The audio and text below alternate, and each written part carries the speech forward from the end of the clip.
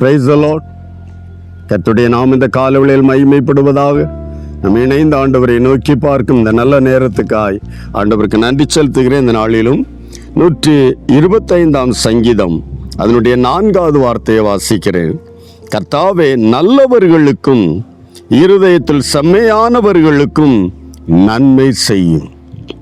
நல்லவர்களுக்கும் இருதயத்தில் செம்மையானவர்களுக்கும் நன்மை செய்த காலவேளையில் ஆண்டவருடைய சமூகத்தில் ஆமென். இது யார் சொல்ல முடியும்?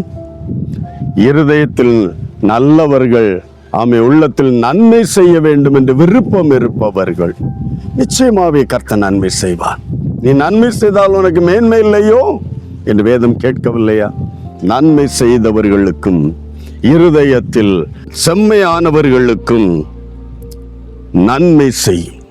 இருதயத்தில் செம்மையான எண்ணம், செம்மையான சிந்தைகள், செம்மையான நடத்தைகள், செம்மையான வார்த்தைகள், இவையெல்லாம் இருதயத்தின் நிறைவினால் வாய் பேசும். இருதயத்தில் செம்மை இருந்தால் ஆட்டோமேட்டிக்காய் ஒரு தேவ பிள்ளை நல்லவனாகவே இருப்பான், நல்லவனாகவே வாழ்வான். இந்த காலவெளியில் அகத்தின் அழகுதான் முகத்தில் தெரியும்.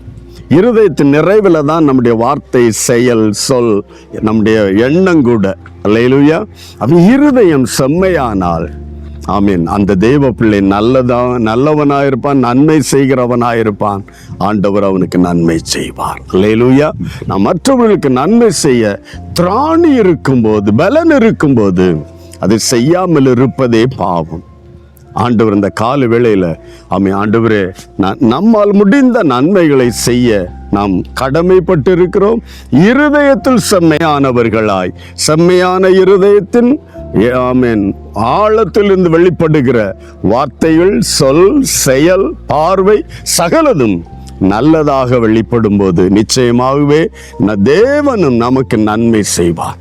ஏனெனில் ஆண்டவருடைய வார்த்தை, அவனவன் எதை செய்கிறானோ, எதை விதைக்கிறானோ அதைத்தான் அறுப்பான், அதன் பலன் தான் திரும்பி வரும். இந்த காலவேளை நன்மை செய்து மேன்மை அடைய தேவன் நமக்கு ஒரு வாய்ப்பை கொடுக்கிறார். ஆனால் இருதயத்தில் வெளி தோற்றத்தில் நன்மை செய்கிறது எளிது. ஆனால் உள்ளத்தை காண்கிற கர்த்தர் இருதயத்தில் செம்மையான ஒரு தோற்றம் உண்டாக வேண்டும். அல்லேலூயா.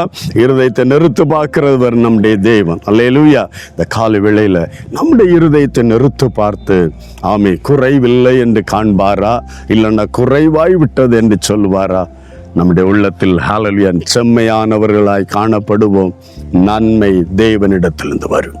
எத்தனை தடைகளானாலும் அந்த தடைகளை நீக்கி அற்புதம் செய்கிற தேவனிடத்திலிருந்து நமக்கு ஒத்தாசையாய் உதவி வரும். இந்த கால வேளையில் நன்மை செய்ய முயற்சி எடுப்போம். உள்ளத்தில் செம்மையானவர்களாய் காணப்பட பிரயாசப்படுவோம். ஆண்டவரை நோக்கி பார்க்கலாம். நன்மையுண்டாக தேவன் நமக்கு இறங்குவார். செபிக்கலாம். நல்ல தகப்பனே, இந்த கால வேளைக்காய் உமக்கு நன்றி செலுத்துகிறோம். அன்பு தேவனுடைய வார்த்தைக்காய், நல்லவர்களுக்கும் இருதயத்தில் செம்மையான ஆண்டவரே தெய்வ பிள்ளைகள் ஒவ்வொருவருக்கும் நீ நன்மை செய்கிற தேவன், உதவி செய்கிற தேவன். ஆண்டவரே, அவங்க செய்கிறது, இந்த எளியவர்களுக்கு செய்கிறத நீங்க எனக்கே செய்தீர்கள் என்று சொல்லுகிற அந்த வார்த்தையை நாங்கள் நினைத்து ஆண்டவர் ஆமென், நன்மை செய்யும்போது கர்த்தர் நிச்சயமாகவே எங்களுக்கு நல்லவராகவே இருக்கிறீர் என்பதை அறிந்து இன்னும் நன்மை செய்ய செம்மையான இருதயத்தோடு எங்களுடைய நினைவுகளானாலும், வார்த்தைகளானாலும், பார்வையானாலும், செயல்களானாலும் என் அன்பு தகப்பனே செம்மையான இருதயம் உள்ளவர்களாய் காணப்பட எல்லாருக்கும் உதவி செய்யும். ஒவ்வொருவரையும் நீர் ஆசீர்வதிக்கிற தேவன், நல்லவராகவே இருக்கிற கர்த்தர் இந்த நாளிலும் அதை சுதந்தரித்துக் கொள்ள எல்லா தேவ பிள்ளைகளுடைய வாழ்விலும் அதை பெற்றுக்கொள்ள கர்த்தர் இறங்கி உதவி செய்யப்படுறதுக்காய் உனக்கு நன்றி.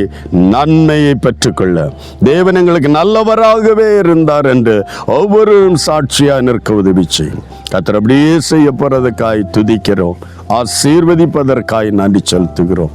இயேசு கிறிஸ்துவின் மூலம் தாழ்மையோடு செபிக்கிறோம் ஜீவனுள்ள நல்ல பிதாவே, ஆமென், ஆமென். நல்லவர்களுக்கும் இருதயத்தில் செம்மையானவருக்கும் தேவன் நன்மை செய்கிற தேவன். God bless you. Praise the Lord.